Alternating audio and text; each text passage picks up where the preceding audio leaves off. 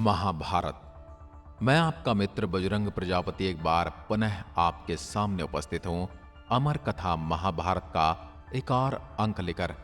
महाभारत एक ऐसा नाम है जिसका जब भी जिक्र सामने आता है तो आंखों के सामने वही युद्ध दिखाई देने लगता है, जिसमें लाखों करोड़ों लोगों के साथ साथ जानवरों की भी जान चली गई थी। इस युद्ध में धर्म और अधर्म के बीच में युद्ध हुआ था। इस युद्ध में धर्म की अधर्म पर जीत हुई थी, लेकिन पांडव जीतकर भी सब कुछ हार गए थे। इसी महाभारत में न जाने कितने महान योद्धाओं की कहानी व उनसे जुड़े रहस्य आज भी छिपे हुए हैं और बहुत कम लोगों के बारे में हम जानते हैं। तो चलिए आज हम आपको महाभारत के उन्हीं रहस्यों के बारे में कुछ रहस्य बताएंगे और देखते हैं कि आप कितना जानते हैं महाभारत के बारे में। यदि आप किसी किस्से के बारे में पहले से जानते थे तो हमें कमेंट में लिखकर जरूर बताएं, और यदि कोई बात आपको नहीं लगी हो तो उसके बारे में भी हमें जरूर बताएं। तो चलिए बढ़ते हैं वीडियो की ओर। यह बात उस समय की है जब एक तानाशाह राजा हुआ करता था। उसका स्वभाव बहुत ही अहंकार से भरा था और वह खुद एक दुष्ट राजा था। एक दिन वह घूमने के लिए नदी किनारे गया, तब उसकी नजर पेड़ के किनारे हंसों के जोड़ों पर पड़ी। राजा जो कि दुष्ट तो था ही, साथ ही उसने अपने मनोरंजन के लिए उसी पेड़ पर एक जलता हुआ जाल फेंक दिया। राजा की इस हरकत की वजह से उस पेड़ पर बैठे 100 से ज्यादा हंसों की जान चली गई। जो किसी तरह बच निकले थे उनकी आंखें चली गई। दोस्तों, क्या आप जानते हैं दुष्ट राजा 50 जन्मों के बाद धृतराष्ट्र बना, क्योंकि उसकी वजह से हंसों की आंखें चली गई थी। इसी वजह से वह जन्म से ही अंधा पैदा हुआ था, और जिस तरह उन्होंने 100 हंसों को मारा था उसी तरह उनके 100 पुत्र भी मारे गए थे। इसके बाद धृतराष्ट्र ने कृष्ण से प्रश्न किया था, आपने मेरे कर्मों के लिए इसी जन्म को क्यों चुना?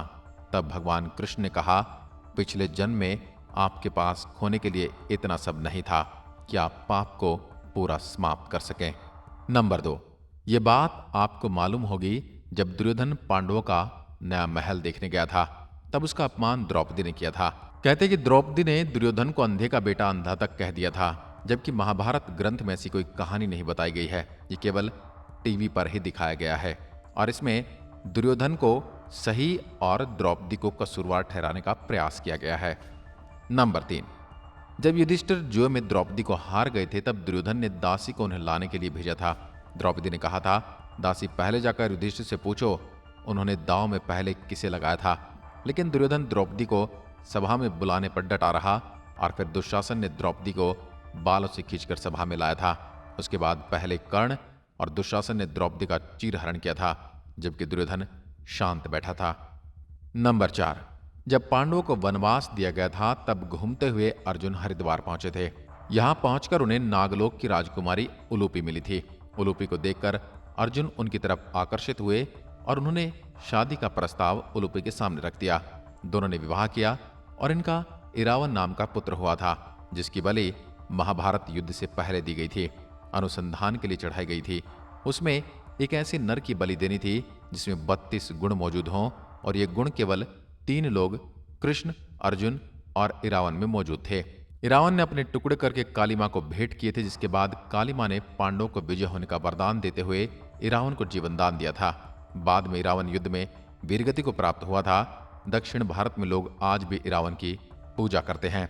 वनवास के समय पांडवों की दशा देखने के लिए दुर्योधन और कर्ण वहां पहुंचे थे, जहां उनका सामना गंधर्वों से हुआ था। गंधर्वों ने दोनों को बंदी बना लिया था, जिसके बाद अर्जुन और भीम ने गंधर्वों के साथ युद्ध कर इन्हें मुक्त कराया था। तब दुर्योधन ने अर्जुन से कुछ मांगने के लिए कहा था। तब अर्जुन ने कुछ नहीं मांगा, और अर्जुन ने कहा कि जब उसे जरूरत होगी तब वह आपसे अवश्य कुछ मांग लेगा। नंबर 5, युद्ध में एक दिन दुर्योधन पितामह भीष्म के पास गया और उनसे कहा कि आप सही मन लगाकर युद्ध नहीं कर रहे हैं, आप पांडवों को नहीं मारेंगे, इससे तो मेरी हार निश्चित है। ये बात सुनकर पितामह भीष्म क्रोधित हो गए और उन्होंने 5 पांडवों के लिए 5 तीर तैयार किए थे। दुर्योधन को भीष्म पितामह पर विश्वास नहीं था, इसलिए उसने 5 तीर अपने साथ लिए और कहा कि कल युद्ध के समय मैं आपको ये 5 तीर लौटा दूंगा। इधर कृष्ण ने अर्जुन को गंधर्व युद्ध याद दिलाते हुए उन्हें दुर्योधन के पास तीर मांगने के लिए भेजा। दुर्योधन ने अपना वचन निभाया और उसने तीर अर्जुन को दे दिए। अगर दुर्योधन वो तीर नहीं देता तो शायद पितामह भीष्म पांडवों का वध कर देते। नंबर 6, दोस्तों, जैसा कि आप जानते ही होंगे कि 5 तत्वों से परिपूर्ण शरीर जो भी धारण करता है उसे एक न एक दिन इस शरीर को छोड़ना पड़ता है। युधिष्ठिर धर्मराज थे, शरीर के साथ स्वर्ग में जा पाए थे। यमराज को किसी श्राप के कारण धरती पर जन्म लेना पड़ा था और उन्होंने धरती पर विदुर के रूप में जन्म लिया था और विदुर को युद्ध में शामिल नहीं होने दिया गया था क्योंकि स्वयं यमराज को मारना असंभव होता है। और जब विदुर ने अपना पार्थिव शरीर त्याग किया था तो अपना अंश युधिष्ठिर में सौंप गए थे। युधिष्ठिर भी धर्मराज ही थे और इसी वजह से युधिष्ठिर शरीर के साथ स्वर्ग में प्रवेश कर पाए थे। नंबर 7, जब भीष्म पितामह को तीरों से घायल कर दिया गया था तब उन्होंने कृष्ण से पूछा था कि उन्होंने तो पूरी जिंदगी धर्म का पालन किया है, फिर उन्हें बाणों की शैया जैसा दर्द क्यों सहना पड़ा। तब भगवान कृष्ण ने उन्हें उनके 72 जन्म पूर्व की बात बताते हुए कहा, जब तालाब में कुछ स्त्रियां स्नान कर रही थी तब वहां एक सांप आया था जिसे भीष्म ने पकड़कर दूर फेंक दिया था और वह सांप बबूल के पेड़ पर गिरा जिसका सारा शरीर कांटों से भर गया था और इसी कर्म का भुगतान उन्हें इस जन्म में करना पड़ा। आज की वीडियो में बस इतना ही। अगर वीडियो पसंद आई तो लाइक कीजिए और ऐसी वीडियो देखने के लिए हमारे चैनल को भी सब्सक्राइब जरूर करें। धन्यवाद। जय हिंद, जय भारत।